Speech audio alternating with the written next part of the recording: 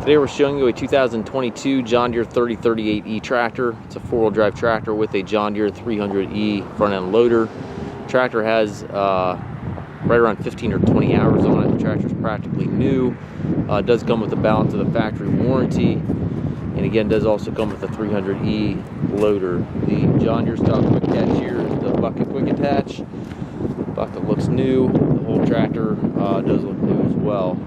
It does have a canopy top on the top of it. The roll bar is a foldable roll bar.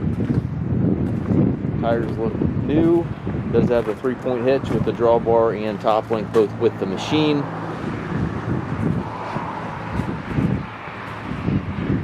The 3038 is rated at 37 horsepower, so you got a lot of horsepower in a small package here. Has a 2-range hydrostat transmission with the twin pedals in the floor and high-low range here to the left of the seat.